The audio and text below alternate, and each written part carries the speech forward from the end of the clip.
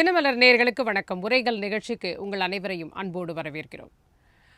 America சென்றிருக்கக்கூடிய எதிர்க்கட்சி தலைவர் திரு ராகுல் காந்தி அவர்கள் அங்கே பேசிய பேச்சுக்கள் ஒவ்வொரு இடத்துலையும் நிறைய யூனிவர்சிட்டியில் வெளிநாடு வாழ் இந்தியர்கள் மத்தியில் அவர் தொடர்ந்து பேசிட்டு வராரு. ஸோ அதில் பேசப்பட்ட பல விஷயங்கள் இங்கே ஒரு எதிரொலிக்கிறது. இங்கே பெரும் கண்டனத்தை சம்பாதித்திருக்கிறத பார்க்குறோம்.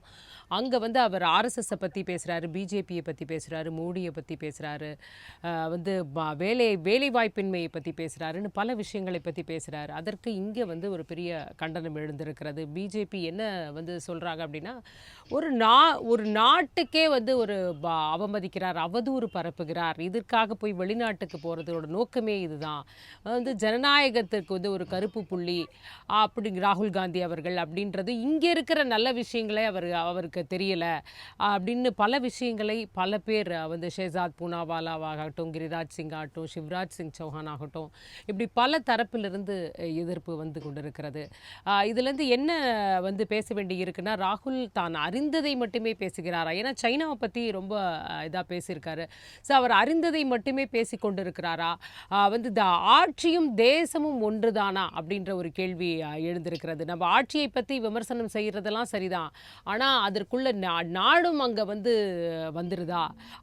ஏன்னா ஆட்சி வேறு, ஏன்னா தலைவர்கள் மாறுவாங்க, கட்சி மாறும், ஆட்சி மாறும், எல்லாம் மாறும், ஆனால் நாடுங்கிறது ஒரு நிலையானது அப்படின்னு பார்க்கும் பொழுது வெளிநாட்டு மண்ணில் போய் அதை நம்ம பேசுகின்ற விதமும் நம்ம அதற்கேற்ற மாதிரி இருக்க வேண்டிய அவசியம் இருக்கிறது. அதை பற்றி தான் இன்னைக்கு நம்ம பேசியிருக்கோம்.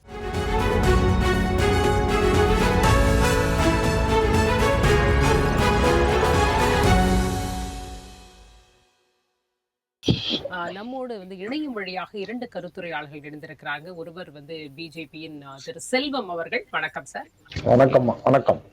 மற்றொருவர் காங்கிரஸ் கட்சியின் திரு சந்திரசேகர் அவர்கள். வணக்கம் சார். வணக்கம். செல்வம் அவர்கள்ட்ட ஆரம்பிக்கலாம். எப்போ ஒரு ஆட்சியை பத்தி விமர்சனம் வந்தா, மோடி அவர்களை பற்றி ஒரு விமர்சனம் பண்ணா உடனே ஆன்டி இந்தியா, தேச துரோகம், ஜனநாயகத்துக்கே கரும்புள்ளி, நாட்டையே அவமதிச்சிட்டாரு, இப்படி எல்லாம் பேசுறது அப்படிங்கறது முதல்ல சரியான்னு சொல்லுங்க. எதுக்கு எடுத்தாலும் உடனே அவர் சைனாக்கு ஆதரவா பேசுறாரு, உடனே பாகிஸ்தானு, இப்படியே ஒரு கனெக்ட் கொடுக்கறது அப்படிங்கறதே சரியா இருக்குமா? ஏன்னா ஒரு விமர்சனங்கிறதே வைக்க முடியாதா? இங்க தினமலர் உரைகள் நிறுவனத்திற்கு, அதன் நெறியாளர் சகோதரிக்கு, என்னுடைய சக பங்கேற்பாளர் காங்கிரஸ் கட்சி சார்ந்த அண்ணன் சந்திரசேகர் அவர்களுக்கு, தொழில்நுட்ப கலைஞர்களுக்கு என்னுடைய வணக்கம். அதாவதுமா, ராகுல் காந்தி ஏதோ ஒரு சாதாரணமான நிலையில இருக்கிறவர் இல்லை, ஒரு காங்கிரஸ் கட்சியினுடைய முகமாக இருக்கிறவர். அது மாத்திரமல்ல, இந்திய நாடாளுமன்றத்தினுடைய எதிர்கட்சி தலைவர், அங்கீகரிக்கப்பட்ட எதிர்கட்சி தலைவர். அவர் வெளிநாடு சுற்றுப்பயணத்துக்கு போகும்போது அங்க இருக்கிற மக்கள்கிட்ட பேசுறாரு. குறிப்பா அமெரிக்கால வெர்ஜீனியாங்கிற பகுதியில் இருக்கிற இந்தியர்கள்ட்ட பேசும் பொழுது அவர் காங்கிரஸ் கட்சியினுடைய கொள்கை பிரச்சாரத்தை அவர் முன்னெடுப்பது, அது ஒரு வகையில் அது அவங்களுடைய இது. ஆனால் இந்திய நாட்டினுடைய இறையாண்மையை பால்படுத்துகிற வகையில், இறையாண்மையை ஆக்குற வகையில் அவர் பேசி இருக்க கூடாது. ஏன்னு கேட்டீங்கன்னா, ஒரு உதாரணத்துக்கு, இப்போ இந்தியாவுல நடக்கிற யுத்தம் எப்படின்னா, சீக்கியர்களுக்கு அவர்கள் தலைப்பாகை வைத்துக் கொள்ளலாமா, அந்த இதெல்லாம் என்ன குருதாவா, இது முடி, இது வச்சு டர்பன் வச்சுக்கலாமா, இதெல்லாம் ஒரு கேள்வியா இருக்கு. இதெல்லாம் யுத்தமா இருக்கு. இது சீக்கியர்களுக்கு மட்டுமல்ல, அனைத்து மதத்தை சார்ந்தவர்களுக்கும் தான் அப்படின்லாம் சொல்றாங்க. நான் என்ன சொல்றேன்னா, இந்தியாவுல அப்படி எந்த ஊர்ல, எந்த இடத்துல இப்படி ஒரு சர்ச்சை நடக்கு, அதாவது சீக்கியர்களுக்கு எதிராகவோ அல்லது மற்ற எந்த மதத்துக்கு எதிராகவும் இந்தியாவில எந்த சம்பவமும், எந்த விரோத நடவடிக்கைகளும், சமய விரோத நடவடிக்கைகள் அல்லது மத விரோத நடவடிக்கைகள்லாம் நடக்கல. அதனால இன விரோத நடவடிக்கைகளோ ஏதோ நடக்கல. அப்படி இருக்கும்போது ஒரு எதிர்கட்சி தலைவர் ஒரு பொறுப்போடு பேசி இருக்க வேண்டும். அதை அவர் அதுல இருந்து தவறி இருக்கிறார். இந்திய இறையாண்மைக்கு எதிராக பேசி இருக்கிறார். இன்னொன்னு, சீனா சீனா வந்து நான் இன்னொன்னு எதுல கேட்கிறேன்னா, சென்னைக்கு போனா நான் தூத்துக்குடிக்காரன், தூத்துக்குடியில இருக்கும்போது தூத்துக்குடியில இருக்கிற என்னுடைய ஊருக்காரன், இப்படிங்கிற உணர்வு தான் நம்மகிட்ட இருக்கும். ஆனா வெளிநாட்டுக்கு போன பிறகு நம்மகிட்ட என்ன இருக்கணும்னு கேட்டீங்கன்னா, நான் ஒரு இந்தியன், இந்திய நாட்டை சார்ந்தவன், பாரத நாட்டை சார்ந்தவன் என்கிற உணர்வு நம்மகிட்ட இருக்கணும். அது மரியாதைக்குரிய ராகுல் காந்தி அவர்கள் அதுல கொஞ்சம் அவர் இன்னும் கூட முதிர்ச்சியாக பேசி இருக்கணுங்கிறது தான் என்னோட கருத்து. இன்னும் கூட ஒரு பழைய செய்தி. செல்வம் சார், மோடி அவர்கள் இப்ப பிரதமராக இருக்கும் பொழுதே பல நாடுகளுக்கு செல்லும் பொழுது அங்க போய் காங்கிரஸ வந்து பேசுறார் சார். 70 வருஷமா ஒண்ணுமே பண்ணல, எங்க நாடு அப்படியே இருக்கு, அங்கேயே இருந்தது, இப்பதான் 2014 இருந்து தான் முன்னேற்றம் வருதுன்னு பேசுறாரு. அப்ப அது பரவாயில்லையா? அங்க போய் அவரு ஒரு பிரதமரே அப்படி பேசலாமா?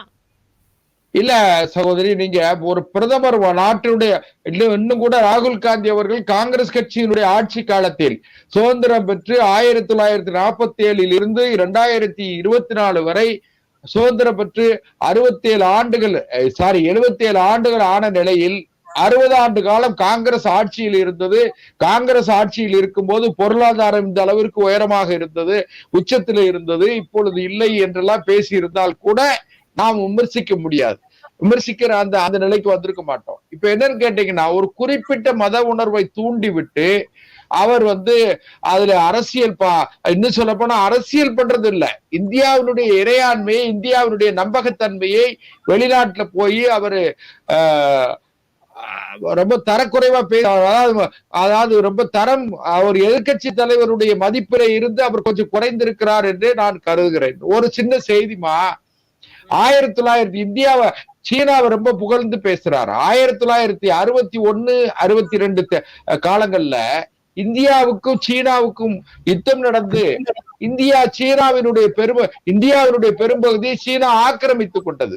அதுல பண்டிதர் நேரு அவர்கள் மிகவும் மனவேதனைப்பட்டு அந்த சீன யுத்தத்துல இந்தியாவிற்கு ஏற்பட்ட தோல்வியின் காரணமாகத்தான் அவர் வந்து மிகப்பெரிய அளவுல மனவேதனைப்பட்டு பண்டித நேரு அவர்கள் இறந்தார்கள். 1962 ஆண்டு நடந்த யுத்தம் தான் அதற்கு ஒரு காரணமாக அமைந்தது. நான் இன்னும் என்ன நினைக்கிறேன்னா சகோதரி, இப்ப அங்க போய் பேச வேண்டிய அவசியம் இல்லை. நான் இன்னொரு செய்தியும் கூட நான் நினைவுபடுத்த விரும்புகிறேன். இதுல பஞ்சாப்ல பொற்கோவில்ல இந்திய ராணுவம் அங்கே உள்ளே அனுப்பப்பட்டு பிந்தரன்வாலை என்கிற அந்த சீக்கிய மதத்தை சார்ந்த ஒரு முன்னணி தலைவர்கள் ஒருவர் சுட்டுக் கொல்லப்பட்டதனுடைய காரணமாகத்தான் மரியாதைக்குரிய அம்மையார் இந்திரா காந்தி அவர்களே கூட பியான் சிங், சத்வத் சிங் என்கிற 2 அவர்களுடைய மெய்காப்பாளர்களால் சுட்டுக் கொல்லப்பட்டார். அதற்கு பிறகு நடந்த சம்பவம் என்னன்னா, ஒரு 3000 சீக்கியர்கள் கொல்லப்பட்டாங்க. சீக்கியர்கள் குறிவைத்து தாக்கப்பட்டு டெல்லியில எல்லாம் பாத்தீங்கன்னா ரத்த ஆறு ஓடுச்சு.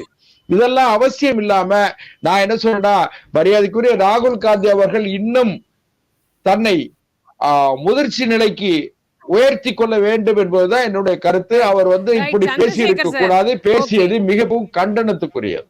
ஓகே, சந்திரசேகர் சார் வந்து என்ன இன்னும் எலெக்ஷன் ஃபீவர்லயே இருக்காரா ராகுல் காந்தி அவர்கள்? அது ஒருவேளை அமெரிக்கால எலெக்ஷனு, அதனால அங்கேயும் நம்ம மோடி வர்சஸ் ராகுல் நினைச்சிட்டு பேசிட்டு இருக்காரா? எங்க போனாலும் மோடி, பிஜேபி, RSS ஞாபகமாகவே இருக்கு ராகுல் காந்திக்கு. வணக்கம். முதல்ல அவர் என்ன தவறா பேசிட்டார் அப்படிங்கிற ஒரு கருத்துக்கு நான் பதில் சொல்ல விரும்புறேன். நீங்க இப்ப இருக்கிற குளோபல் வேர்ல்டுல நீங்க இந்தியால இந்த பேட்டி கொடுத்தாலும் அமெரிக்கா ஃபுல்லா அமெரிக்க பத்திரிகைகளில் வரதான் போகிறது. அது ஒன்றும் இருக்க போறது இல்லை, இங்க இருக்க போறது இல்லை. இரண்டாவது, அவர் எதிர்க்கட்சி தலைவராக அவர் இன்று செல்லவில்லை, தனிப்பட்ட முறையில் பயணம் தான் போயிருக்காரு. அவர் போயிருக்கிறது அதுவும் மாணவர்களிடம் கலந்துரையாடல், இந்திய வம்சாவழி அங்கு இருக்கிறவர்களுடன் கலந்துரையாடல், இப்படித்தான் அவருடைய பயணம் திட்டமிடப்பட்டிருக்கிறது. ஏற்கனவே திட்டமிடப்பட்டு அங்கு உள்ள இது வந்து வழக்கமா வச்சிருக்காரு. அவர் கல்லூரிகள்ல போய் அவர் மாணவர்களோட உரையாடல் என்பது அவருடைய இங்க இந்திய நாட்டில் இருக்கிறப்பவையும் கல்லூரிகள்லையும் மாணவர்கள்ட்டையும் தொழிலாளர்கள்ட்டையும் ஒவ்வொரு சமூக பிரதிநிதிகள்ட்டையும் உரையாடுவதை ஒரு வழக்கமாக வைத்திருக்கிறார். உரையாடல், கருத்துரையாடல் என்பதற்கு எதிரானவர்கள் பாஜக. அது ஒரு புறம். அவர்கள் உரையாடலையே விரும்பாதவர்கள், யாருடனும் யார் கருத்தையும் கேட்க மாட்டார்கள். மோடி என்பவர் தனிப்பட்ட முறையில் மன் கி பாத் மோட்லயே பேசிட்டு போறவர். இந்தியாலையும் சரி வெளிநாட்டிலையும் சரி. வெளிநாட்டுல போய் கூட ஒரு பத்திரிகையாளர் கேள்வி கேட்கும் பொழுது அதனை எப்படி புறந்தள்ளி சென்றார் என்பதையெல்லாம் நம்ம பார்த்தோம். இது இது இப்பொழுது இந்திய உலகமே எப்படி இருக்கிறது என்று சொன்னால், எல்லாவற்றிற்கும் உரையாடல் மூலமாகவே கருத்து பரிமாற்றம் மூலமாகத்தான் ஜனநாயகம் மேம்படும் என்பதில் காங்கிரஸ் கட்சி என்றுக்குமே நம்பிக்கை உள்ள ஒரு கட்சி. இந்தியாவில் நீங்க அவர் சொன்ன ஒன்றிரண்டு புள்ளி விவரங்களை மட்டும் நான் இன்றைக்கு சொல்ல விரும்புறேன். அதற்கு முன்னதாக நீங்க கூட கேள்வியை வச்சீங்க, இவர் எதிர்கட்சி தலைவராக இன்றைக்கு சென்றிருந்தால் கூட அதற்கும் முன்னதாக மோடி அவர்கள் என்ன செய்தார் என்பதை நம்ம பார்த்தோம். அந்த காலங்கள்ல பிரதமராகவே போய் வெளிநாடுகளில் எல்லாம் எப்படி பேசினார். நீங்க ஒரு லண்டன்ல யூகேல போய் இந்திய மருத்துவர்கள் பத்தி எல்லாம் பேசினார். அங்க என்ன பேசுறாரு செய்தியாளர்கள்ட்ட, மருத்துவர்களுக்கும் மருந்து உற்பத்தியாளர்களுக்கும் இடையே தனியே உறவு உள்ளது. பல மருத்துவர்களோட வெளிநாட்டு பயணங்கள் மருந்து உற்பத்தியாளர்களின் செலவில் தான் நடைபெறுகிறதுன்னு ஒரு உள்நோக்கம் கற்பித்து பேசுனதை பார்த்தோம். அதற்கு இந்திய மருத்துவர்கள், எய்ம்ஸ் மருத்துவர்கள் எல்லாம் எதிர்ப்பு தெரிவித்து பிரதமருக்கு கடிதமே எழுதினார்கள். சரி, இது ஒரு தனிப்பட்ட ஒரு விஷயம் என்று எடுத்துக்கொண்டால் கூட 2015 சவுத் கொரியா போறாரு. அப்ப அங்க என்ன பேசுறாருன்னா, இந்தியாவில் ஏன் பிறந்தோம் என ஒரு காலத்தில் மக்கள் கவலைப்பட்டார்கள் அப்படின்னு ஒரு பேசுறாரு. அதே மாதிரி சீனால போய் என்ன பேசுறாரு, இதே சீனாவை பத்தி பேசினார் ராகுல் காந்தின்னு சொல்றீங்க. ஆனா அதே சீனாவுல போய் பிரதமர் என்ன பேசுறாருன்னா, போன பிறவியில் என்ன பாவம் செய்தோம், இந்தியாவில் பிறந்து விட்டோம் என்று பலரும் வருத்தப்படுகிறார்கள். அதாவது என்னுடைய ஆட்சி வந்த பிறகுதான், இப்பொழுதுதான் வெளிநாட்டுக்கு சென்றிருக்கின்றவர்கள் எல்லாம் மீண்டும் இந்தியா திரும்ப நினைக்கிறார்கள் என்று பேசுகிறார். ஜெர்மனியில போய் என்ன பேசுறாருன்னா, கை சின்னம் என்று ஒன்று இருக்கிறது, அது ₹1 25 பைசாவை உறிஞ்சியது, ஒரு காலத்தில் உறிஞ்சி கொண்டிருந்தது அப்படின்னு ஜெர்மனில போய் பேசுறாரு.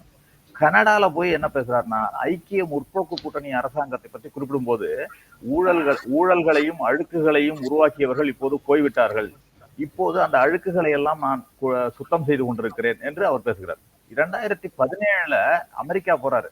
அமெரிக்கா போறப்ப அங்க என்ன பேசுறாருன்னா, ஊழலை ஒழிப்பதில் எங்களுடைய அரசு சாதனை படைந்திருக்கிறது, ஒரு கரை கூட இல்லை, இப்பொழுதுதான் இந்தியாவில் ஊழல் இல்லாத ஒரு அரசு இருக்கிறது. அப்படி என்னால் என்ன அர்த்தம்னு தெரியல. இதை விட எல்லாவற்றுக்கும் மேலாக ஒரே ஒரு விஷயத்தை குறிப்பிட்டால் உங்களுக்கு தெரியும், எந்த பிரதமரும் இதுவரை இந்தியா ஒரு நடுநிலை வைக்கின்ற நாடு, உலகத்துக்கே எந்த நாட்டின் பக்கமும் இல்லாமல் நடுநிலை வைக்கின்ற ஒரு நாடாக இந்தியா இருக்கிறது.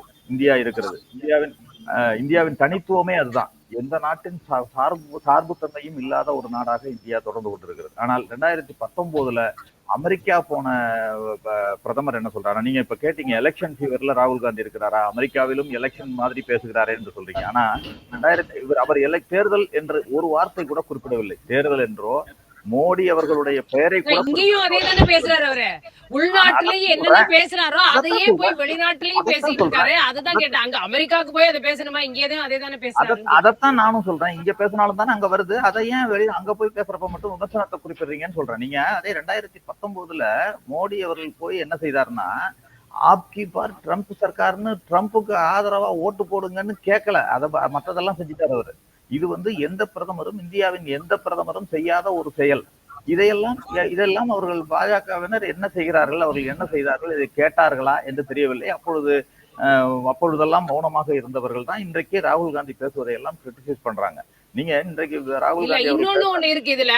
சிவராஜ் சிங் சௌஹான் என்ன சொல்றாருன்னா, அவரு USA போயிருந்த போது கேட்டாங்களா இந்த மாதிரி, அப்ப மன்மோகன் சிங் இருந்தாரா, மன்மோகன் சிங் பீரியட் அவர் கொஞ்சம் அண்டர் அச்சீவரா இருக்காரேன்னு ஒரு கொஸ்டின் கேட்டாங்களா. அப்ப அவர் அதை ஏத்துக்கலையா, எங்க நாட்டுல தெரியும், எங்க பிரதமர்கள் யாருமே அண்டர் அச்சீவர்ஸ் கிடையாதுன்னு நான் சொல்லியிருக்கோம், அந்த மாதிரி ஒரு அமைப்புல இருந்து நாங்க வந்தவங்க தான், ஆனா எங்களுக்கு வெளிநாட்டு மண்ணில் எப்படி பேசணும்னு தெரியும், வெளிநாட்டுக்கு போனா நாங்க இந்தியன்ற ஒரு உணர்வோட தான் பேசுவோம் அவர் சொல்றார். நீங்க இவர் பேசுனதை மட்டுமே சொல்றீங்க, எங்க போனாலும் அவங்களும் இந்தியாவுக்காக நின்னு பேசி இருக்கிறாங்க. அப்படிப்பட்ட ஆட்களும் அந்த பிஜேபியில இருந்துதானே இருக்காங்க.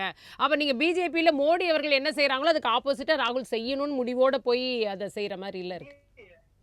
ஆப்போசிட்டா இல்ல, என்றைக்குமே இந்தியாவை அதே செய்யணுமா? காங்கிரஸ் கட்சி இந்தியாவை ஒருங்கிணைத்தது காங்கிரஸ் கட்சி. 543 சமஸ்தானங்களை ஒருங்கிணைத்து ஒரு இந்திய பேரரசாக உருவாக்கியது காங்கிரஸ் கட்சி. இன்றைக்கு மணிப்பூர் மாநிலத்தையே ஒருங்கிணைக்க முடியாத ஒரு கட்சியாகத்தான் பாஜக இருக்கு. அங்கு சார் எவ்வளவு காலம் சொல்லுவீங்க, என்னென்ன இது எவ்வளவு காலம் இதையே சொல்லிக்கிட்டே இருப்பீங்க? தொடர்ந்துகிட்டே இருக்கு சார், செல்வம் சார், இன்னமும் தொடர்ந்துகிட்டு இருக்கு. அதனால அவங்க சொல்றாங்க இந்த இடத்துல இன்றைக்கு கூட ராக்கெட் லான்ச்சர்ல தாக்குதல் நடைபெறுது மணிப்பூர்ல. எங்க ஒரு நாட்டுக்கும் தான் ராக்கெட் லான்ச்சர் விட்டு பார்த்திருக்கோம். ஆனா மணிப்பூருக்குள்ள இன்டர்னல் ஃபைட்லயே ராக்கெட் லான்ச்சரை விடுற அளவுக்கு ஒரு ஒரு இது இருக்கிறது. இவர் உக்ரைனுக்கும் ரஷ்யாவிற்கும் போரை நிறுத்தக்கூடிய உக்ரைனுக்கும் ரஷ்யாவுக்கும் போரை நிறுத்தக்கூடிய ஒரு வல்லமை படைத்த பிரதமர் உக்ரைனுக்கு செல்கிறார், ரஷ்யாவுக்கு செல்கிறார். ஆனால் இந்தியாவில் ஒரு உள்நாட்டு குழப்பம் 1.5 ஆண்டுகளுக்கு மேலாக நீடிக்கும். மணிப்பூருக்கு செல்ல இவருக்கு நேரம் இல்லை. இதுதான் கேள்வி. இதை பற்றி வாய் திறக்கிறார்களா அவர்கள் என்றால் இல்லை. இல்ல ஒரு ஒரு ஒரு எதிர்க்கட்சி தலைவரா ஒரு அரசமைப்பு பதவியை வகிக்கிறாரு. அப்ப நிறைய வந்து நாட்டுக்கு ஆக்கப்பூர்வமா செய்ய வேண்டிய பல விஷயங்கள் இருக்கும். நிஜமாவே நீங்க சொல்ற இஷ்யூஸ்ல கூட ஒரு எதிர்க்கட்சி தலைவரா என்ன செய்ய முடியுங்கிறத யோசிச்சிருக்கலாம், அதை செய்யலாம். அதை விட்டுட்டு சைனா வந்து அன்எம்ப்ளாய்மெண்ட்டே இல்லைங்கிறாரே சார். அன்எம்ப்ளாய்மெண்ட் இல்லாமலா இருக்கு? சைனால வந்து இளைஞர்கள் மத்தியில் அன்எம்ப்ளாய்மெண்ட் இன்க்ரீஸ் ஆயிருக்கிறதா தான் புள்ளி விவரங்கள் சொல்லுது. கிட்டத்தட்ட 21.3% அங்க வந்து உயர்ந்துதான் இருக்கு. அங்க இல்லவே இல்லைன்னு சொல்றாரு. எந்த தரவுகளின் அடிப்படையில் இதெல்லாம் பேசுறாரு அப்படின்ற ஒரு கேள்வி வருது இல்லையா? ஏன்னா சைனாவை தூக்கி பிடிக்கணுன்றதுக்காக பேசுற மாதிரி தானே இருக்கு. 2 செய்திகள். நீங்க இந்தியாவுக்கும் சைனாவுக்கும், அதாவது ஆசிய நாடுகளுக்கும் கம்பேர் பண்ணி தான் அவர் வேலை வாய்ப்பின்மையை பேசியிருக்காரே தவிர சைனாவில் வேலை வாய்ப்பின்மையே இல்லை என்று சொல்லவில்லை. ஒன்று. அப்படிதான் சொல்லியிருக்காரு. உற்பத்தி துறையில் இன்றைக்கு சீனா முன்னேறி இருக்கிறதுன்னு பேசியிருக்காரு. இருக்கா இல்லையா அப்படிங்கிறது தான் கேள்வி. நீங்க இந்தியாவை இல்ல இங்கேயும் தானே இருக்கு. இங்க இல்லையா? இங்க வந்து இப்ப ராணுவ தளவாடங்களை ஏற்றுமதி பண்றோம். இப்ப செமிகண்டக்டர் வந்து ஹப்பா மாத்துறதுக்கான முயற்சியில இருக்கோம். எலக்ட்ரானிக் ஃபீல்டுல முன்னணியில போய்கிட்டு இருக்கோம். இப்ப இதெல்லாம் வந்து கண்ணுக்கு தெரியலையான்றதுதான் கேள்வி. அதாவது எந்த நல்லதுமேவா தெரியாது. ஒண்ணு நல்லது நடந்தா அதையும் அக்செப்ட் பண்ணிக்கிறது தானே ஒரு எதிர்க்கட்சி தலைவருக்கு ஒரு அழகா இருக்கு. நீங்க அக்செப்ட் பண்ணிட்டு இருக்காரு. அவரும் பல இடங்கள்ல அக்செப்ட் பண்ணிருக்காரு. இது வந்து ஒரு உரையாடல். நான் அதைத்தான் சொல்ல விரும்புறேன். கேள்விகள் கேட்கப்படுகின்றன. அதற்கான பதிலை அவர் தெரிவிக்கிறார். இந்தியாவில் வேலை வாய்ப்பின்மை எப்படி இருக்கிறது, அதற்கு உங்கள் கட்சி என்ன நடவடிக்கை எடுத்திருக்கிறது, பெண்கள் குறித்து கேள்வி கேட்கிறாங்க, அதுக்கு பதில் சொல்றாரு. இதத்தான் அங்க நடந்திருக்கிறது. உரையாடல் தான் நடந்திருக்கு. இன்றைக்கு வந்து நீங்க கேள்வி கேட்கறீங்க. அந்த உரையாடல் இல்ல, இன்னொரு இடத்துல பேசுற இடத்துல சொல்றாரு பெண்கள் எல்லாம் வந்து சமைக்கிறதுக்கு தான் அப்படின்ற ஒரு ஐடியாலஜி தான் வந்து ஆர்எஸ்எஸ் ஓட ஐடியாலஜிங்கிறாரு. இன்னைக்கு எனக்கு ஒரு நிமிடம் நேரம் கொடுங்க. இல்ல ஒரு நிமிடம் நேரம் கொடுங்க. அதாவது அவர் சொன்ன கருத்துக்கள்ல இருந்து நான் சொல்றேன். இந்தியாவில் வேலை வாய்ப்பின்மை 45 ஆண்டுகளில் இல்லாத அளவுக்கு இருக்கு. 7.2% இருக்கு. அது உண்மையா இல்லையா? அதே மாதிரி சீனாவை பத்தி பேசிக்கிட்டு இருக்கோம். சீனாவுக்கும் இந்தியாவுக்கும் இவர்கள் வந்து ஆப் எல்லாம் தடை பண்ணிட்டோம், சீனாவோட ஆப் எல்லாம் தடை பண்ணிட்டோம்னு சொல்லிட்டு இந்த சீனாவோட வர்த்தகமே முறிவடைந்த மாதிரி பாஜகவினர் எல்லாம் பேசிட்டு இருக்காங்க. ஆனா கடந்த 15 ஆண்டுகள்ல சீனாவில் இருந்து இறக்குமதி செய்வது 2.3 மடங்கு அதிகரிச்சிருக்கு.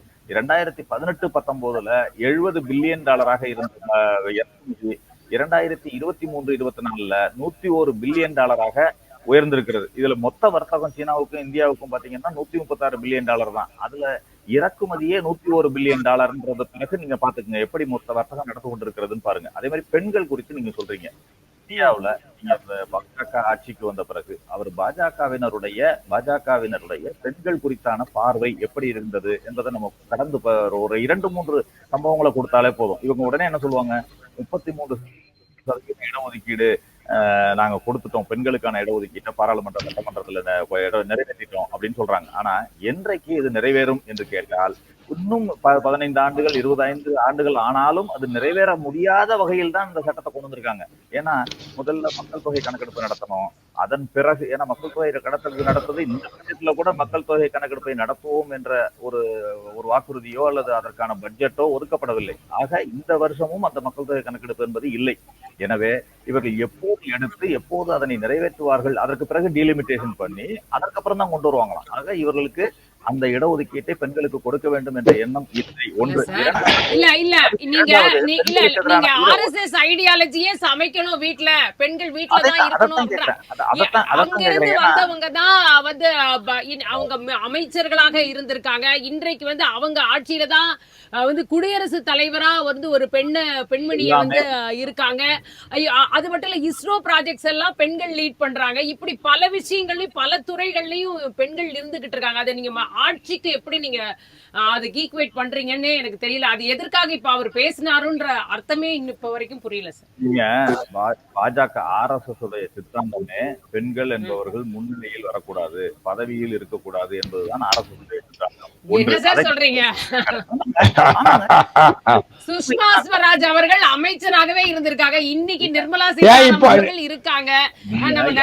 நிறைய பேரு நம்ம பெண்களை இப்ப வந்து பார்க்கிறோம் அமைச்சர் பதவிகள்லயே, அது முக்கிய கேபினெட் மினிஸ்டர்ஸாவே இருக்காங்க. இருக்காங்க, ஆனா இல்லன்னு சொல்லல. நீங்க ஜனாதிபதியாக பெண்ணை கொண்டு வந்து விட்டோம், பழங்குடியின பெண்ணை கொண்டு வந்து விட்டோம்னு சொல்லுவாங்க. ஆனா அவர்களுக்குள்ள அதிகாரத்தை கொடுத்தார்களா, அவர்களை முன்னிலைப்படுத்தினார்களா என்று கேட்டால் முன்னிலைப்படுத்த மாட்டார்கள். அதுதான் உண்மை. என்னண்ணா இது என்ன அண்ணா? ஒரு நிமிஷம் சந்திரசேகர் சார், இப்ப வந்து செல்வம் சார், அப்ப வந்து இல்ல, நீங்க அடிப்படையில ஒரு விமர்சனம் வரும்பொழுது அதை தேச துரோகமாக மாற்றுவதன் மூலமே அந்த விமர்சனத்துக்கு முற்றுப்புள்ளி வைத்து விட முடியும் அப்படின்னு நீங்க நினைக்கிறீங்களா? ஒரு விமர்சனம் வருது அப்படின்னா அது ரைட்டா தப்பா, அதுக்குள்ள இருக்கிற நியாயங்களை புரிந்து சரி செய்து கொள்வது தானே ஒரு ஆட்சிக்கு அழகாக இருக்க முடியும். சகோதரி, நீங்களே கூட லீட் எடுத்து கொடுத்தீங்க. அதாவது குடியரசுத் தலைவர் மாண்புமிகு, அதாவது இந்தியாவினுடைய முதல் குடிமகள் அவங்க வந்து ஒரு மேதகு திரௌபதி முர்மு இருக்காங்க.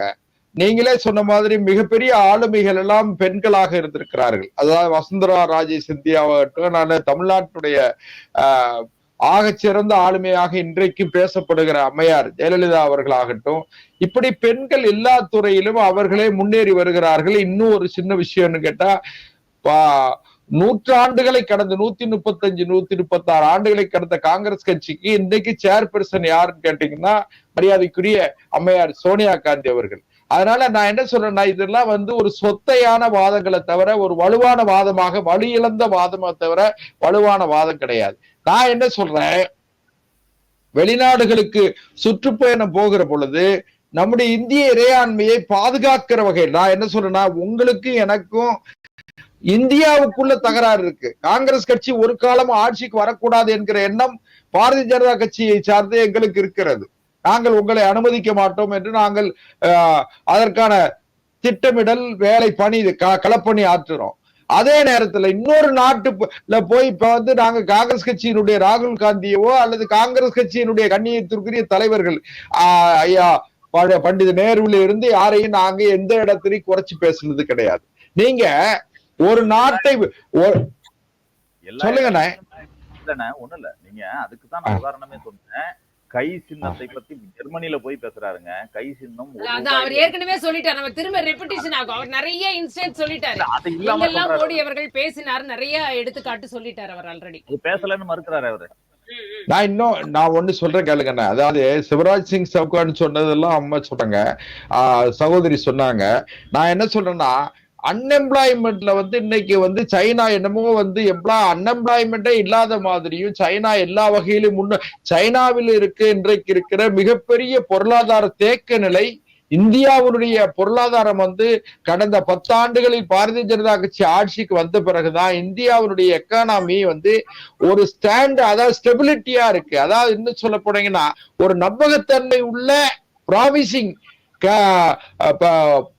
பாலிசி இருக்கிறவங்க, ப்ராமிசிங் எக்கானமி ஸ்ட்ராட்டஜி இருக்கிறது வந்து நம்ம இந்தியால தான்.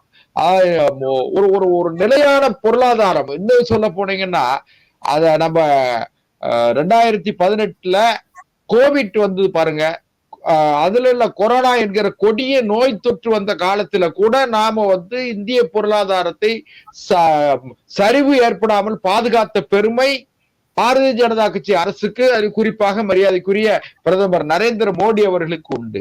அதனால நான் என்ன சொல்றேன்னா, பாரதத்தினுடைய எதிர்கட்சி தலைவர் மரியாதைக்குரிய ராகுல் காந்தி அவர்கள் வெளிநாடுகள்ல போய், நீங்க இந்தியால பேசுற வெளிநாட்டுக்கு செய்தி போகாதா அப்படின்னா, அது இங்க நடக்கிற செய்தி வந்து அது போட்டோம். இன்னும் அமெரிக்கால நடக்கிற ஒரு செய்தி இன்னைக்கு இங்க வரலையா? சரி, கமலா ஹாரிஸ் சரி, இது இப்ப என்ன தாக்கத்தை யுஎஸ்ஏல உருவாக்கும்னு நினைக்கிறீங்க? இப்ப அமெரிக்கால போய் அமெரிக்கால மட்டும் இல்ல, எங்கெல்லாம் வெளிநாட்டு பயணங்கள் மேற்கொள்ளப்படுகிறதோ ராகுல் காந்தி அவர்கள் அங்கெல்லாம் வந்து நிச்சயமா ஒண்ணு பேசுறாரு, அதுக்கு இங்க ரியாக்ஷன் வருது. அது என்ன அங்க தாக்கத்தை ஏற்படுத்தி விட போகுது? நீங்க இறையாண்மை அளவுக்கு பேசுறீங்களே, அங்க என்ன தாக்கத்தை ஏற்படுத்திட போகுது? ஒரு தாக்கத்தை ஏற்படுத்தாது. இன்னும் சொல்ல போனீங்கன்னா இந்தியாவிலே அப்புறம் ஏன் அந்த மாதிரி இறையாண்மைக்கு எதிராக பேசினாரெல்லாம் சொல்ற, ரொம்ப ஒரு எக்ஸாஜரேட் பண்ணில அதை சொல்றீங்க. நான் ஒண்ணு கேளுங்க சகோதரி, இன்னும் கூட ஒரு இந்தியாவினுடைய எதிர்கட்சி தலைவர் இவ்வளவு பலகீனமானவராக இருக்கிறாரே, இவ்வளவு முதிர்ச்சி இல்லாமல் இருக்கிறாரே என்று இந்தியாவினுடைய எதிர்கட்சி தலைவரை காங்கிரஸ் கட்சியினுடைய முகமாக இருக்கிற ஒரு தலைவரை வெளிநாட்டுக்காரர்கள் பரிகாசம் செய்துவிடக் கூடாது என்கிற அக்கறையில நான் சொல்றேன். ஏன்னு கேட்டீங்கன்னா இந்தியாவை குறைத்து பேசுகிறார் என்பது ஒரு பக்கம். ஆனால் நான் எங்கள் நாட்டினுடைய எதிர்க்கட்சி தலைவரை வெளிநாட்டுக்காரர்கள் இவ்வளவு முதிர்ச்சி இல்லாத ஒருவர் எதிர்க்கட்சி தலைவராக இந்தியாவுடைய எதிர்க்கட்சி தலைவராக இருக்கிறாரே, காங்கிரஸ் என்கிற மிகப்பெரிய கட்சியினுடைய தலைவராக இவர் எதிர்காலத்தில் வருவார் என்று சொல்லுகிறார்களே, ராகுல் காந்தியினுடைய ஆற்றலை அளவுக்கு எடை போட்டு பார்ப்பதற்கு வெளிநாட்டுக்காரர்களுக்கு ஒரு வாய்ப்பு வழங்கிடக்கூடாது. ராகுல் காந்தி மேல உள்ள எல்லாரும் ராகுல் காந்தி அவர்களை ரொம்ப விமர்சனம் பண்ணிக்கிட்டே இருந்தாங்க. இன்னைக்கு அவர் ஒரு பெரிய லீடரா எமர்ஜ் ஆகிட்டே வராரு அப்படின்றத தானே இது காட்டுது. அவர் நிறைய தெரிஞ்சுக்கிட்டு சைனால என்ன நடக்குது, இங்க என்ன நடக்குது எல்லாத்தையும் கம்பேர் பண்ணி இன்னைக்கு பேசுறாரு மாணவர்கள் கிட்ட, எல்லார்கிட்டையும் அவர் கலந்துரையாடும் பொழுது அதை அவர் வெளிப்படுத்துறாரு. அதை ஏற்றுக்கொள்ள முடியாம இப்ப இன்னைக்கு நீங்க பிஜேபி சகோதரி ஒரே ஒரு விஷயம் இன்னொன்னு கேளுங்களேன். நீங்க இவங்க என்னதான் அப்படி பண்ணால், நான் இன்னும் என்ன சொல்றேன்னா, இந்தியாவில இருக்கிற பல்கலைக்கழகங்களில் இந்தியாவில இருக்கிற மாணவர்கள்ட்ட ஒரு இன்டராக்ட் பண்ணும்போது ஒரு மோட்டிவேட் பண்ணணும்னு நினைச்சார் சொன்னா அவர் இந்தியாவில பேசட்டும். வெளிநாட்டில் போய் பேசுவதால் இந்தியாவினுடைய தரம் குறைகிறது என்பதை விட காங்கிரஸ் கட்சியினுடைய மதிப்பு குறைகிறது, ராகுல் காந்தியினுடைய மதிப்பு குறைகிறது. அதை விட முக்கியம் காங்கிரஸ் கவலைப்படுறீங்க. இத்தனை பேர் பிஜேபி காங்கிரஸ் இதாவது ஆயிடக்கூடாதுன்னு இவ்வளவு கவலைப்படுறாங்க. நான் என்ன கேட்டீங்கன்னா, காங்கிரஸ்ங்கிறதுக்காக இல்ல சகோதரி, காங்கிரஸ் இந்தியாவில இருக்கிற ஒரு கட்சி, நீண்ட கால நெடிய கட்சி.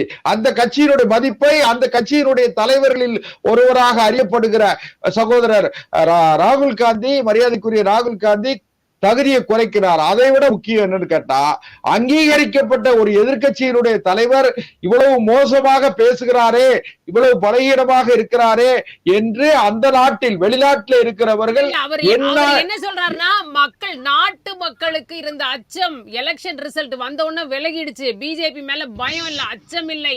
மோடி அவர்கள் மீது இருந்த அச்சம் விலகி விட்டது. கான்ஸ்டிடியூஷன் காப்பாற்றப்படும் நம்பிக்கை வந்துருச்சுங்கிறாரு அவரு. அவர் என்ன இதா பேசுறாரா? அவரு புரிஞ்சுக்கிட்டு தானே பேசுறாரு. மக்களுடைய தீர்ப்பு அப்படி இருக்குன்னு புரிஞ்சுக்கிட்டு தானே பேசுறாரு. சகோதரி ஒரே ஒரு செய்தி, அதாவது இந்த 240க்கும் 99க்குள்ள வித்தியாசத்தை தெரியாத ஆட்கள் கிடையாது. நாங்க 303ல இருந்து 240 ஆகிட்டோங்கிறதுல நான் மறுக்கல. அதே நேரத்துல 240க்கும் 99க்கும் வித்தியாசம் இருக்கு. இதே 99 ஒரு 150 வந்துருச்சுன்னு வைங்க, இதுல நம்ம கொஞ்சம் காங்கிரஸ் கட்சி வளர்ந்துருக்குன்னு நினைக்கலாம். இன்னும் கூட உங்களுக்கு ஒரு செய்தி நான் ஒண்ணு சொல்றேன். 2025ஆம் ஆண்டு தை பிறந்த பிறகு பாத்தீங்கன்னா அரசியல்ல மிகப்பெரிய அதிர்வுகள் ஏற்படும். இன்னும் நாடாளுமன்ற மாநிலங்களவையில் பெரும்பான்மை இல்லாமல் இருந்த எங்கள் அணி இப்பொழுது பெரும்பான்மை பெற்றிருக்கு. 117 பேர் வேணும், 117 எண்ணிக்கை வேண்டும். ஆனால் இன்றைக்கு 119க்கு வந்துட்டோம். இன்னும் விரைவில் பாத்தீங்கன்னா ஓரிரு மாதங்களில் பார்த்தால் 125 இடங்கள் நாடாளுமன்ற மாநிலங்களவையிலே நாங்க வந்துருவோம். அதனால எங்களுக்கு சட்டங்களை ஏற்றுவதற்கு, மக்கள் நல திட்டங்களை நிறைவேற்றுவதற்கு, தேவையான சட்டங்களை ஏற்றுவதற்கு பாரதிய ஜனதாவுக்கு எந்த நெருக்கடியும் கிடையாது. எதிர்கட்சிகளிடத்திலே அவர்கள் எல்லாம் ஒட்டு கூட்டணி 28 கட்சிகள் சேர்ந்து கூட 230 இடங்களை தாண்ட முடியல. நாங்கள் பாரதிய ஜனதா கட்சி மட்டும் 240 இடம், பாரதிய ஜனதா கட்சியினுடைய கூட்டணி 307 இடம். அதனால நீங்க எந்த விதமான சலசலப்பையும் எங்க மேல உண்டாக்கிட முடியாது. இன்னொரு ஒரே ஒரு இது என்ன கேட்டீங்கன்னா, இதே இது நீங்க ஒரு சீக்கியர்கள் பத்தி அவர் பேசுறதுனால சொல்றேன். 1984 மரியாதைக்குரிய அம்மையார் இந்திரா காந்தி அவர்கள் சுட்டுக் கொல்லப்பட்ட பொழுது, அன்றைக்கு மிகப்பெரிய கலவரம் ஏற்பட்டப்போ இவங்க சீக்கியர்களுடைய அந்த இதை எடுத்து சகோதரி சீக்கியருடைய தலைப்பாகையில தூக்கி துற போட்டுட்டு அவருடைய தலைமுடியை வெட்டி முகத்துல முகத்துல இருந்து தாடியை வடித்து அவமானப்படுத்தி மிகப்பெரிய கோர தாண்டவம் ஆடினாங்கம்மா. இவங்க எல்லாம் போய் சீக்கியர்களுக்கு ஆதரவா பேசக்கூடாது. பஞ்சாப்ல அங்க காங்கிரஸ் கட்சி தோற்றதுக்கு காரணமே அது அவருடைய செயல்பாடுகள் சீக்கியர்களுக்கு எதிரான மனநிலை தான். அதனால என்ன கேட்டீங்கன்னா, ராகுல் காந்தி அவர்கள் வெளிநாடு சுற்றுப்பயணத்திற்கு செல்லுகிற பொழுது என்னுடைய நாடு இந்தியா, என் நாட்டை யாராவது சிறுமைப்படுத்தினால் அந்த அவர்களை இன்னும் சொல்ல போனீங்கன்னா ஒரு பழைய செய்திதான், அமெரிக்காவுடைய அதிபர் நிக்சன் தமிழ்நாட்டிற்கு வந்த பொழுது இந்தியாவிலே இருந்து அண்ணா சென்ற பொழுது நிக்சன் அண்ணாவை சந்திக்கல. அதனால நிக்சன் தமிழ்நாட்டிற்கு வந்த போது காமராஜரை சந்திக்கணும், பெருந்தலைவர் காமராஜரை சந்திக்க வேண்டும் என்று நேரம் கேட்ட பொழுது என் தமிழ்நாட்டினுடைய முதலமைச்சர் அண்ணாவை சந்திக்காத நிக்சனை நான் சந்திக்க விரும்பலன்னு சொன்னாரு. அதுதான் தேசப்பற்று. அதனால இவங்க எல்லாம் காங்கிரஸ் கட்சியை பொறுத்த வரைக்கும் எப்படின்னு கேட்டீங்கன்னா, எப்படியாவது ஒண்ணு காங்கிரஸ் கரைந்து கொண்டு வருகிற கட்சி. அதாவது அது தேய்ந்து இதுவாகி விட்டது என்றெல்லாம் நான் பேச விரும்பல. நான் இப்படி கூட வச்சுக்கிடுங்க, யானை தேய்ந்து எறும்பாகி விட்டது என்று வைத்துக் கொள்வோம், ஒரு நாகரிகமான வார்த்தையில சொல்லுவோம். யானையாக இருந்த காங்கிரஸ் கட்சி இன்றைக்கு எறும்பாகி விட்டது. அதனால இவர்களால் எந்த முறையில என்னென்ன வித்தைகள் போட்டாலும் சரி. இப்ப இன்னைக்கு செய்தி பாத்தீங்கன்னா தெரியும், ஹரியானால நடக்க போற தேர்தல்ல சட்டமன்ற தேர்தல் வருது. ஆம் ஆத்மியோடு இவர்கள் கூட்டணி சேர்ந்து ஏதோ ஆட்சி அதிகாரத்தை பிடித்து விடுவதை போல ஒரு தோற்றத்தை உண்டாக்குனாங்க. ஆனா இப்ப என்ன ஆச்சுன்னா ஆம் ஆத்மியோட இவங்களால கூட்டணி வைக்க முடியல. அதனால காங்கிரஸ் கட்சி ஒரு நம்பகத்தன்மை இழந்த கட்சியாக இருக்கு. தேர்தலை நோக்கியே சிந்திச்சிட்டு இருக்கீங்கன்னு புரியுது. சந்திரசேகர் சார் இப்ப நிஜமாவே ஒரு ஆட்சியை பத்தி விமர்சனம் வைக்கும் போது ஏன் நாட்டை ரொம்ப சிரமப்படுத்துறோம் அப்படின்ற ஒரு ஐடியா தோணலையா? யாருக்காக இருந்தாலும் நான் சொல்றேன், ரெண்டு கட்சிகளுக்குமே சொல்றேன். வெளியில போய் பேசும் பொழுது நீங்க அது அப்ப நாட்டிற்கே ஒரு சிறுமைப்படுத்துறோம், நம்ம நாட்டை ஏதோ ஒரு இடத்துல விட்டு கொடுக்கிறோம் அப்படின்றது தோணலையா? இது தொடர்ந்து நடப்பது அப்படிங்கிறது ஒரு நல்லதா? ஏன்னா ஒவ்வொரு வெளிநாட்டு பயணத்திலும் இது போன்ற ஒரு சர்ச்சை தொடர்ந்து வந்துகிட்டே இருக்கிறத நம்ம பார்க்கிறோம். இது நடக்கிறதுங்கிறது சரியா? இந்தியாவை நம்ம உலக அரங்குல நம்ம மேல கொண்டு போகணும். நீங்க மோடியோட பிம்பத்தை உடைக்கணும்னு நினைச்சு இந்த முயற்சி பண்றது அப்படிங்கிறது நாட்டுக்கே ஒரு ஸ்டெப் டவுனாக நாட்டை காட்டுதே. இது எந்த விதத்துல சரியாக இருக்க முடியும்?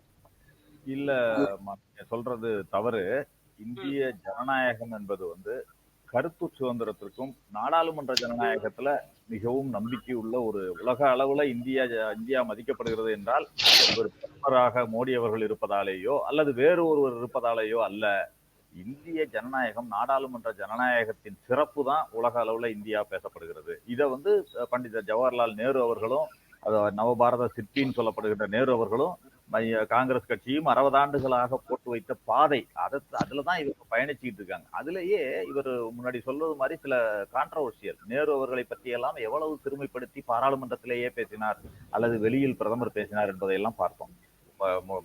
அதாவது இவர் என்ன நினைத்தார்னா, காங்கிரஸ் கட்சியை சிறுமைப்படுத்துவதாக நினைத்து கொண்டு நேரு அவர்களை சிறுமைப்படுத்தி தன்னுடைய நாட்டையே இவர் சிறுமைப்படுத்தி கொண்டார் என்பதுதான் உண்மை. முன்பு ஒன்று பிரதமர் அண்ணா எந்த காலத்துல நேரு பண்டித நேரு பற்றி குறை சொன்னதே கிடையாது. ராகுல் காந்தியோட அஜெண்டாவும் இதுவாதான் இருக்கா? ஏன்னா மோடி அவர்களை பத்தி பேசி அவரோட பிம்பத்தை இறக்குறதுக்கு இப்ப நாட்டையே நீங்க இப்ப சொல்ற அதே பாலிசி தான் அங்க நடக்குது. இல்ல, ஆனா அவர் சொன்னாரு, அவர்கள் தேர்தல் அரசியல், அதாவது பாராளுமன்றத்தில் பெரும்பான்மை அரசியல், இதை மட்டுமே நோக்கி அவர்கள் பாஜக சென்று கொண்டிருக்கிறதுங்கிறது தான் அவர் இன்றைக்கு பேசுகின்ற செல்வம் அவர்களுடைய கருத்திலிருந்தும் தெரிய வருகிறது. என்னன்னா, எங்களுக்கு பெரும்பான்மை இதுலயும் வந்துரும், ராஜ்யசபாலையும் நாங்கள் நினைத்து இருக்கட்டும் நினைக்கின்ற, அதாவது இது நீங்க யானையும் எறும்பையும் கம்பேர் பண்ணீங்க. அதே யானையின் காதல எறும்பு போனுச்சுன்னா என்னங்கிறதும் எல்லாருக்கும் தெரியும். அதனால் யானை எறும்பு என்பது இங்கு பேச்சல்ல. அந்த எறும்பு சொல்வதையும் கேட்டுக்கொள்ள வேண்டும், எறும்பையும் மதிக்க வேண்டும் என்பதுதான் ஜனநாயகம். இதுல அதுதான் நாங்க சொல்ல விரும்புறேன். நீங்க இந்தியாவில் இருக்கின்ற சில நிலவரங்களை கலந்துரையாடல் மூலமாக வெளிப்படுத்துறது தானே மட்டும்தானே தவிர, ஏனென்றால் இங்கு யாராவது ஒரு அனைத்து கட்சி கூட்டம் கூட்டப்படுகிறதா, எதிர்கட்சிகள் மதிக்கப்படுகின்றதா என்று கேட்டால் இங்கு இல்லை. நாடாளுமன்றத்தில் என்ன அவசியம்? ஏதோ இஷ்யூ வேண்டாம், எதுக்கெடுத்தாலும் எதிர்கட்சி கூட்டமா என்னன்னு அது செய்யக்கூடாது. பல முறை என்ன இஷ்யூ சொல்லுங்க, ஒரு இஷ்யூ சொல்லுங்க. நீங்க கடந்த 10 ஆண்டுகள்ல ஏதாவது ஒரு சட்டம், ஒரு சர்ச்சை வரும்போது, சர்ச்சைக்குரிய சட்டங்கள் நிறைவேற்றப்படும் பொழுது அது பாராளுமன்ற என்ன சர்ச்சைக்குரிய சட்டம், என்ன சட்டம் அது சொல்லுங்க. எவ்வளவு சட்டங்கள்? என்ன 146 எம்பிக்களை வெளியே அமைச்சிட்டு நீங்க குற்றவியல் 146 எம்பிக்கள் வேணும் திட்டமிட்டு கலவரம் நடத்தியதால் நாடாளுமன்றத்தில் கூச்சல் குழப்பம் ஏற்படுத்துறதுனால பேரவை நாடாளுமன்ற சபாநாயகர் தனக்குரிய அதிகாரத்தை பயன்படுத்தி வெளியே அனுப்பினாரு. நான் ஒரு 2 மினிட்ஸ் பேசிடுறேன் சார், அப்புறம் நீங்க உங்க கருத்தை சொல்லுங்க.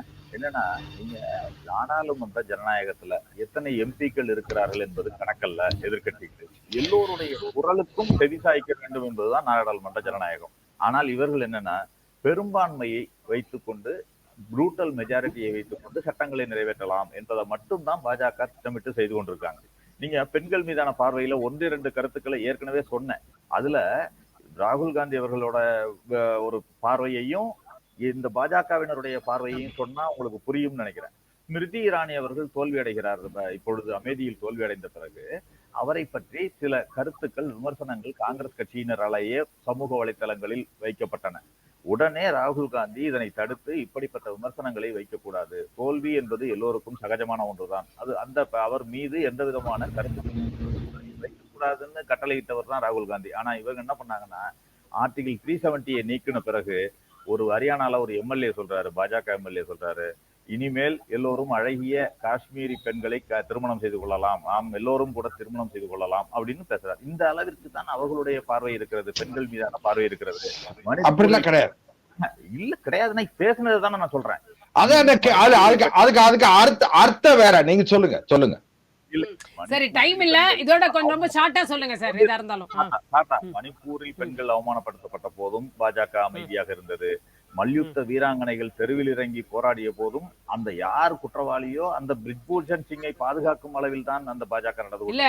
அதாவது வெளிநாடு வாழ் இந்தியர்கள் மத்தியில மோடி அவர்கள் அங்க ஒரு பெரிய லீடரா இருக்கிறாரு அப்படிங்கறது அதை மாத்தணும்ன்ற ஒரு முயற்சி தான் இந்த பேச்சுக்களா ராகுல் காந்தி அவர்களுடைய பேச்சுக்கள்.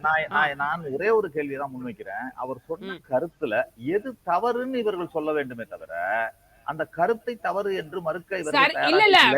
பெண்கள் பத்தி பேசுறதும் தப்பு, டேட்டா சைனா பத்தி அன்எம்ப்ளாய்மெண்டே இல்லன்னு சொன்னதும் தப்பு. இப்ப இதெல்லாம் எத்தனை தப்பு கண்டுபிடிக்கணும்ன்றது முக்கியம் இல்ல. இல்ல, தப்பு கண்டுபிடிக்கணும்னா கண்டுபிடிக்கலாம்.